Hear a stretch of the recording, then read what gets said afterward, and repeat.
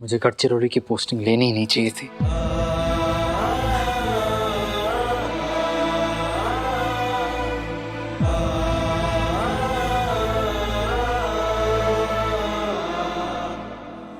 ना मैं ये पोस्टिंग लेता, ना मुझ पर ये इल्जाम लगता।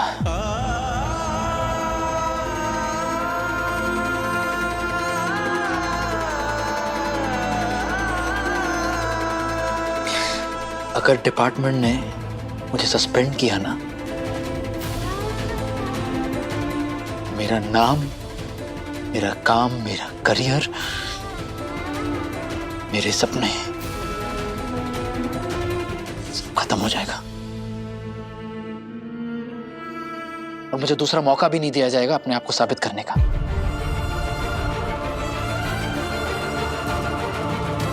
अपने काम,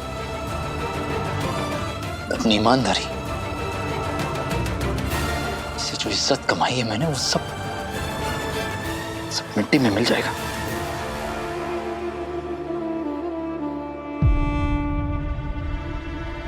और जो लड़की सबकी जिम्मेदार है, जिसकी वजह से ये सब कुछ हुआ है, ये मुझे खाना खिलाने आई। सही सब कुछ यहां तक भरा हुआ है, यहां पर कैसे कुछ भी उतरेगा? और तुम ऐसे। विराट प्लीज, जब तुमने कुछ गलत किया ही नहीं है तो फिर घबराना कैसा?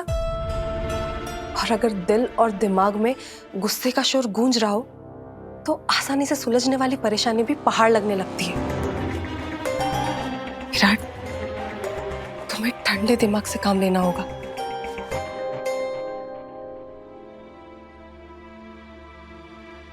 कुछ समझ में नहीं आ रहा कि क्या करूं, क्योंकि मैं जानता हूं वो विट्ठल माने का आतंक क्या है गडचिरोली में। कोई नहीं आने वाला इस गांव से, आगे नहीं आएगा कोई बोलने के लिए कि ये शादी कब हुई थी, कैसे हुई थी, क्यों हुई थी। लेकिन विराट, कोई ना कोई तो ऐसा रास्ता होगा ही ना जिससे ये साबित हो सके कि तुमने सही से जबरदस्ती शादी नहीं की थी, बल्कि तुम्हें फोर्स किया गया था। जब आपको पूरी बात पता नहीं तो आप अपनी विशेष टिप्पणी क्यों दे रही हैं? मैंने इनको कहा था कि वहां से चले जाएं और कुछ नहीं तो पुलिस हेडक्वार्टर में इन्फॉर्म कर दे, इत्तला कर दे, लेकिन इन्होंने मेरी बात नहीं मानी। आप जानती है, मुझे कुछ नहीं जानना सही। दोस्त का साथ देने के लिए सब कुछ जानना नहीं, उसका दर्द महसूस करना जरूरी होता है।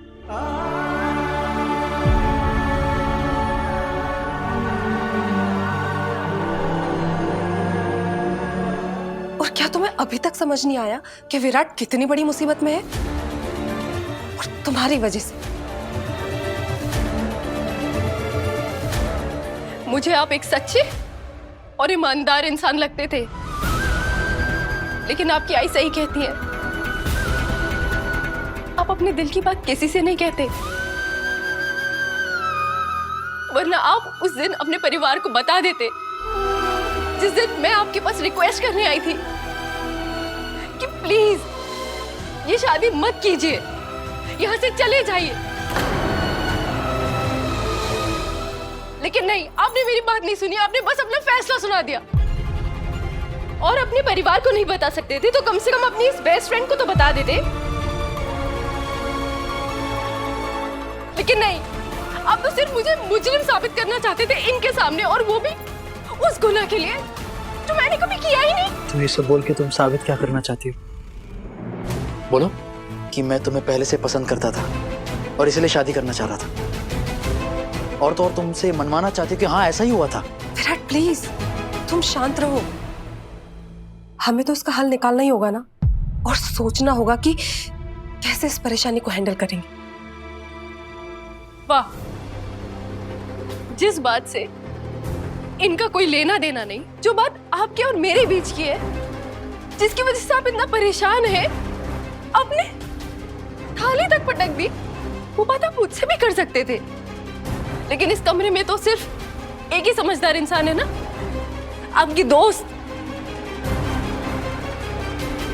मैं अपनी ये बेइज्जती कभी नहीं भूलूंगी और ना आपको भूलने दूंगी।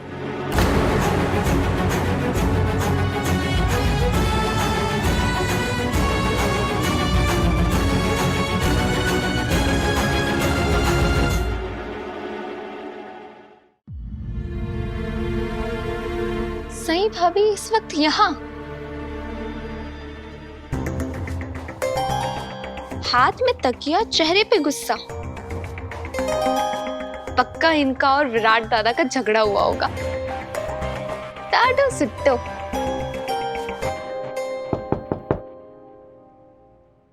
पता नहीं खुद को समझते क्या है। सही तू सही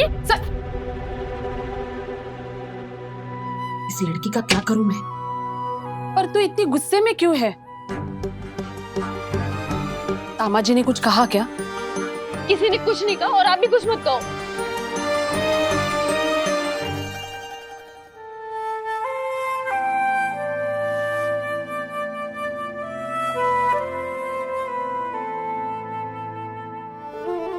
मौसी, क्या आपको भी लगता है कि मैं सबकी मुसीबतें बढ़ाती हूँ? बिल्कुल नहीं, बल्कि मेरी सही तो सबकी मुसीबत दूर करने वाली लड़की है। ए सही, पर तूने ऐसा क्यों बोला? अपनी मौसी को नहीं बताएगी?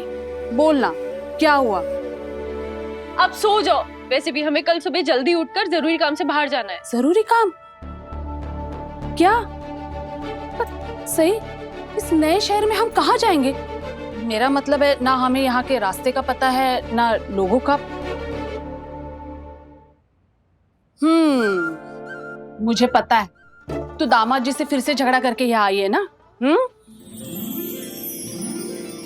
सही, इतना अच्छा ससुराल मिला है तुझे, इतने अच्छे लोग मिले हैं तुझे। घर वालों के सामने थोड़ा तरीके से पेश आया करना, खास करके दामाद जी के साथ। पति है वो तेरे, और अब पूरी जिंदगी उन्हीं के साथ बितानी है तुझे। क्या सोच रही है तू? आबा ने तो सिखाया था हमेशा सच बोलो, भले ही आपको उन लोगों के खिलाफ बोलना पड़े जिनसे आप प्यार।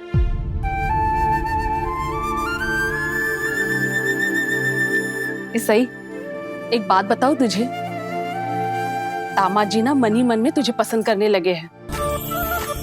तू देखना, अपने परिवार के खिलाफ जाके भी तेरा साथ देने लगे। और एक तू है, उनसे अच्छे से बात करने के बजाय उनसे झगड़ती रहती है। आप ना मुझे सोने दो, मुझे बहुत तेज नींद आ रही है। अच्छा ठीक है, सो जा तू, देखती हूँ। मौसी, सही को देखा आपने कहीं? अब हाँ,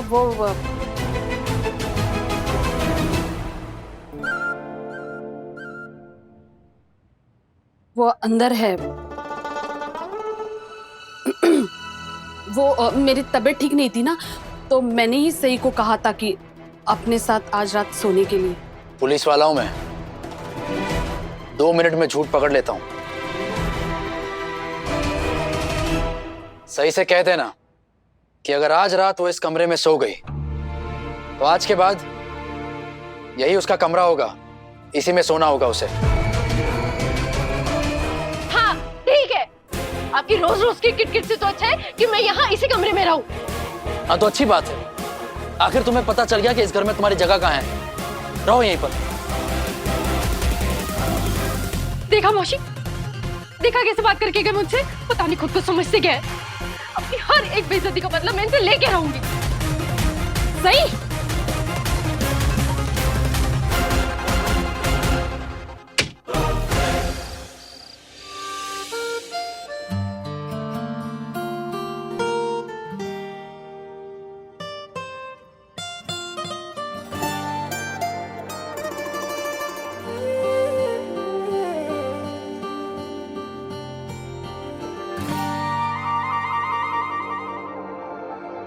आज ये कमरा सही के बिना इतना अजीब क्यों लग रहा है? उसकी बकबक सुनते रहने की आदत तो नहीं होगी मुझे।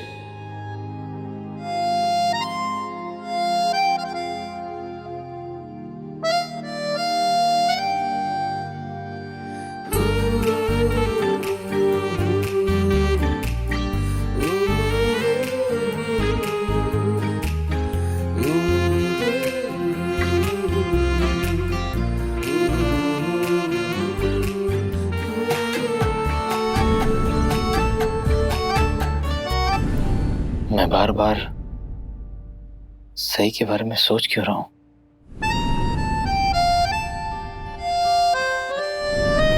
नहीं, ऐसा कुछ नहीं है। सोए उसे जहां सुना है।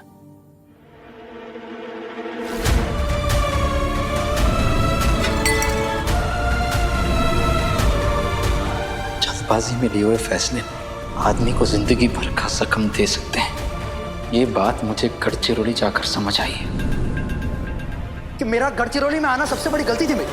और जो लड़की सबकी जिम्मेदार है, जिसकी वजह से ये सब कुछ हुआ है, ये मुझे खाना खिलाने सही सब कुछ यहां तक भरा हुआ है। यहां पर कैसे कुछ भी उतरेगा?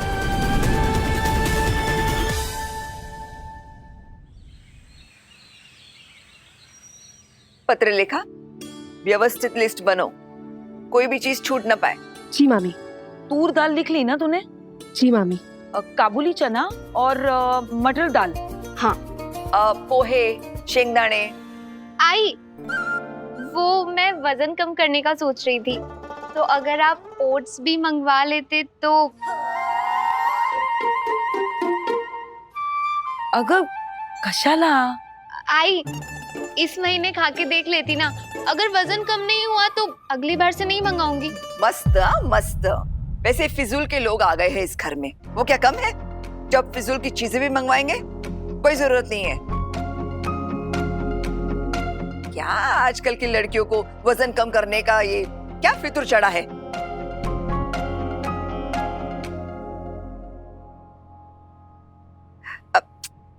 पत्र लिखा, तुझे कुछ चाहिए? मुझे? शर्माओ मत, कुछ चाहिए तो बोलो। बड़ी मामी, वो मैं अपने घर पे सुबह नाश्ते में कॉर्नफ्लेक्स खाया करती थी, लेकिन यहाँ कोई कॉर्नफ्लेक्स नहीं खाता तो। अरे यहाँ नहीं खाते हैं इसका मतलब ये नहीं कि तुम अपना मन मारोगी। कॉर्नफ्लेक्स भी लिखो। जी। लेकिन काकू, मैंने भी तो। करिश्मा, तुम अपना मुकाबला पत्र लेखा के साथ करने का सोचो भी मत। अरे मंगवा लो 5-6 पैकेट। और वैनी, करिश्मा के लिए भी एक आध पैकेट ओट्स मंगवा ही लो। हाँ।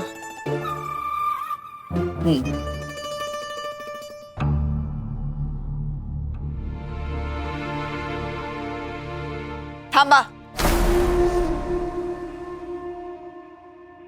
ये सुबह सुबह तैयार होके कहाँ जा रही हो तुम दोनों? वो भवानी जी, वो बहुत दिनों से सही घर से बाहर नहीं गई ना, तो सोचा सुबह सुबह थोड़ी ताजी हवा खाकर आएंगे। मस्त मस्त। चलो, तो आज हम सब भी नाश्ते में ताजी हवा ही खा लेते हैं, क्यों?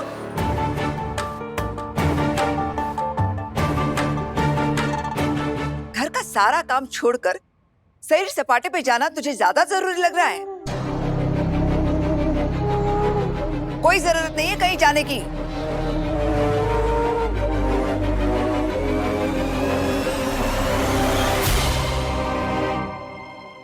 नहीं काकू, हम लोग ताजी हवा खाने या सैर सपाटे के लिए नहीं जा रहे थे।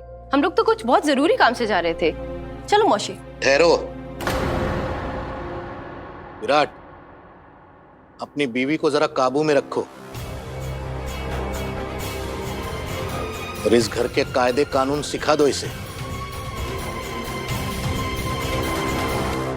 बिल्कुल। अरे हम लोग आज तक खुद बिना वहीनी से पूछे, बिना बताए कहीं नहीं जाते। ये तो कल की आई हुई लड़की है। लेकिन इसमें मैंने गलत क्या किया? मैं तो आज तक ऐसे ही बाहर जाती हूँ।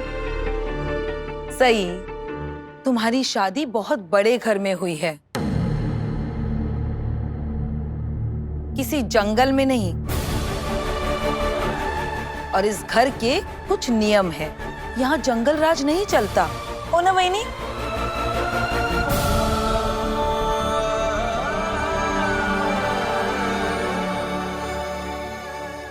सही। तुम्हें जहां जाना है जाओ, कोई रोकेगा नहीं। कम से कम बता के तो जाओ। ये घर है विराट सर, कोई जेल नहीं। जहाँ जाने से पहले इजाजत लेना जरूरी हो। इस घर में तो जरूरी है, पर तुम्हारा हर बात पे मनमानी करना जरूरी नहीं है। अरे अरे अरे वीरू, तू रुकना, मैं बात करती हूँ। देख सही, वीरू को तेरी फिक्र है इसलिए पूछ रहा है। तू बस बता दे कि कहाँ जा रही है और फिर जा। मैं हूँ ना, तुझे कोई नहीं रोकेगा। और क्या, सिर्फ बताना ही तो है। अब अच्छे से बता दो कि कहाँ जा रही हो। देखो ना, सबका मूड खराब हो रहा है और घर का माहौल भी खराब होगा। बता दे। हाँ बुआ, रहने दीजिए शिवानी मौसी। आज तक सही से कोई जिद में जीता है जो अब जीतेगा?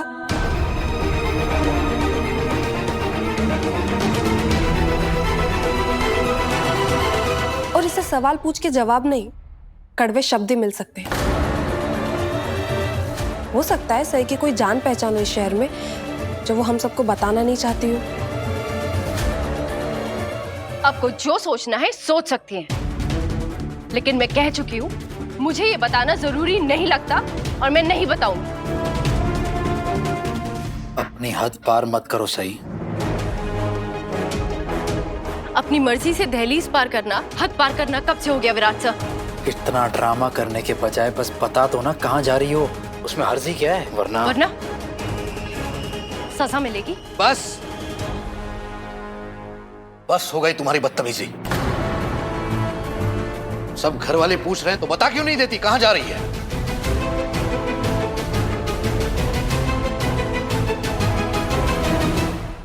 मैं आखिरी बार पूछ रही हूं,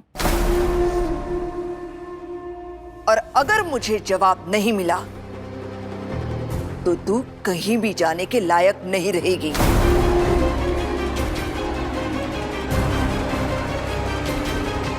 क्योंकि मैं तेरी टांगे तोड़ दूंगी डंडे से।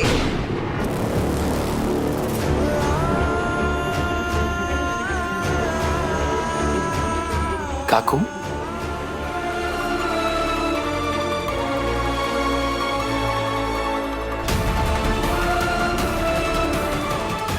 सही सही सही सुनो।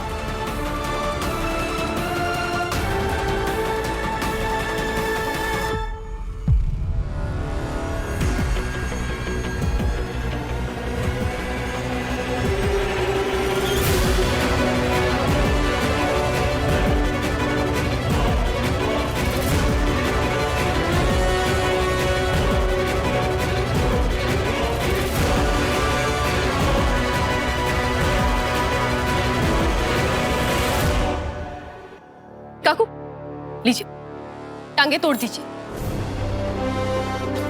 क्या हुआ काकू? लकड़ी आपके हाथ में है, मैं आपके सामने हूँ, तोड़ दीजिए टांगे।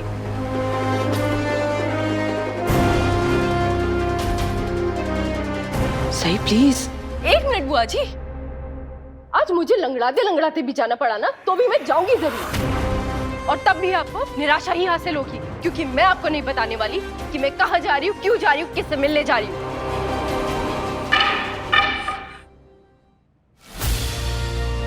सही, प्लीज मुझे मजबूर मत करो ये बोलने पर। तुम्हारा मेरे परिवार की तरफ ऐसा ही बर्ताव रहा तो तुम्हारा इस घर में ज्यादा वक्त तक रहना मुमकिन नहीं होगा। आप ये बात मुझे पहले भी बोल चुके हैं, और ये बात आप भी जानते हैं वैसे कि इस घर में मैं ज्यादा समय के लिए नहीं हूँ। सही, तुम्हारा रवैया और ये हालात देखकर मुझे नहीं लगता कि जो तुम्हारी जिम्मेदारी उठाने का मैंने वादा दिया था कमल सर को, ज्यादा दिन तक निभा पाऊंगा मैं।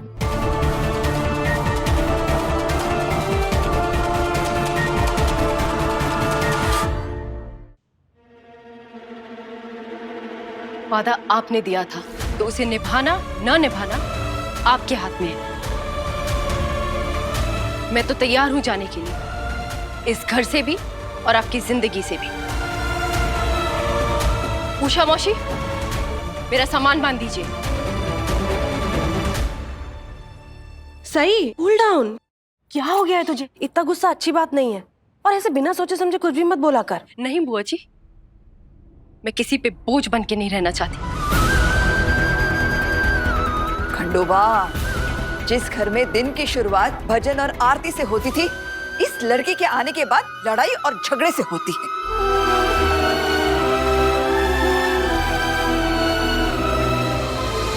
विराट, तुम ये सब छोड़ो और अपने काम पे ध्यान दो। तुम्हें ऑफिस जाना था ना एक जरूरी काम से, प्लीज तुम जाओ। ये सब तो चलता रहेगा सही का। दुनिया देखी लेकिन ऐसी लड़की कभी नहीं देखी।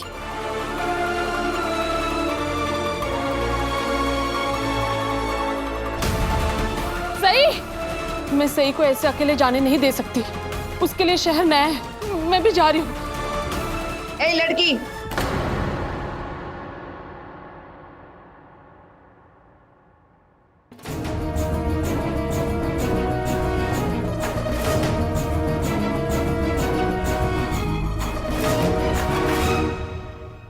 तुम इस दहलीज के बाहर तभी कदम रखोगी जब हमें बताओगी कि क्या है तुम्हारा वो जरूरी काम।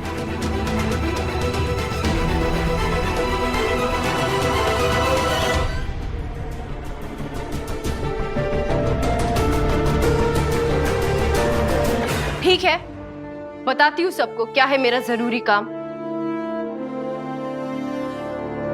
लेकिन वापस लौट के।